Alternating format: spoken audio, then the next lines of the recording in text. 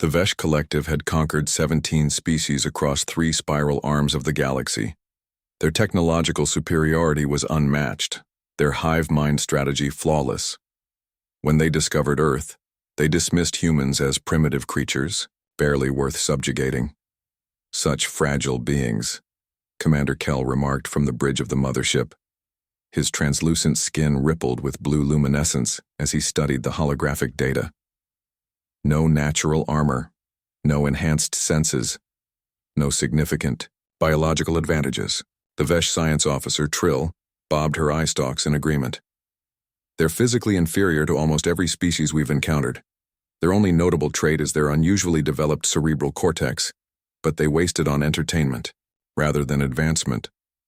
Earth's military response to the initial Vesh scouts had been laughable. Primitive projectile weapons that couldn't penetrate Vesh shielding, aircraft that the Vesh swatted from the sky like insects.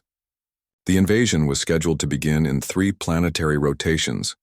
As was their custom before conquest, the Vesh captured a random sampling of humans for study.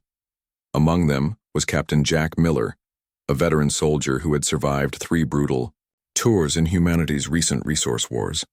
Unlike the other humans who cowered in their cells, Miller sat calmly, observing the aliens with keen eyes that had seen too much.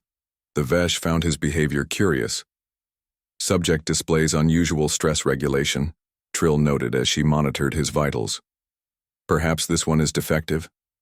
Commander, Kell decided to interrogate Miller personally. Human, you understand that your species will be conquered?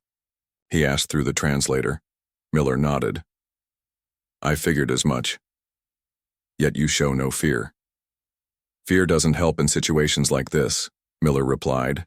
Intrigued, Kell continued. Your weapons are ineffective, your technology primitive, your physical form weak. What possible resistance could you offer? Miller smiled thinly. You folks ever heard of the concept of doom? The translator struggled with the term, presenting several alternatives to the Vesh commander. Doom, fate, destruction, end?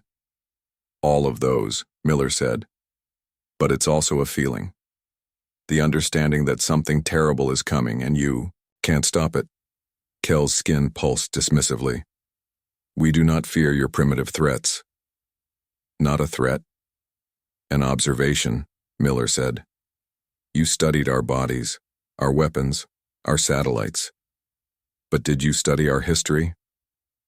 When Kell didn't respond, Miller continued. Humans have been fighting each other since we could pick up rocks. We've refined the art of war for thousands of years, and not because we're good at it physically. We're good at it because we're terrible at it. Explain this contradiction, demanded Trill, now fascinated despite herself. Most species probably evolved to be efficient fighters. Claws, armor, strength makes sense. But humans were soft, breakable, so we had to get creative. Miller leaned forward. Do you know what happens when a species that's bad at physical confrontation decides to wage war anyway? The aliens watched him silently. Innovation, escalation. We invented spears, then bows, then guns, then bombs that could level cities. We created gases that melt lungs and diseases that liquefy organs. Not because we're strong, but because we're weak and spiteful and terrified. Miller's eyes narrowed. And the thing about humans is, we adapt. Right now you're winning because you have better technology. But the moment you attacked, thousands of our brightest minds started working on your downfall. They're analyzing debris from your ships, studying your communication patterns, looking for any vulnerability. Kell scoffed. Your primitive minds cannot comprehend our technology. Maybe. But here's what you don't understand about humans, Miller said quietly. We don't need to comprehend something to destroy it. We just need to find its breaking point. He stood up, approaching the energy barrier of his cell. Your species operates as a collective, right? Connected consciousness? What happens if that connection is disrupted? What happens if the hive mind experiences trauma? Have you ever considered how fragile your psychological unity might be? For the first time, Kell felt a curious sensation, a ripple of disquiet through the collective consciousness. 3 days ago, one of your scout ships went missing near Jupiter, Miller continued. You assumed it was an accident. It wasn't. We captured it, and while you've been studying our bodies, we've been studying your minds." This was a bluff. Miller had no knowledge of any captured ship, but his conviction made Kell hesitate. "When you invade," Miller said, "you'll taste it. Doom. The knowledge that you've awakened something that won't stop until you're destroyed. Not because we're stronger, but because our history has taught us that survival sometimes requires absolute ruthlessness." 2 days later, Earth's response began. Not with direct confrontation, but with a targeted electromagnetic pulse of a frequency the humans couldn't possibly have known would disrupt Vesh neural patterns. As the collective consciousness fragmented temporarily, human hackers infiltrated Vesh systems with code that shouldn't have been compatible. As the mothership's lights flickered, Kell remembered Miller's words. The human had been released back, to Earth as a diplomatic gesture, or perhaps as an unwitting carrier of Vesh tracking technology.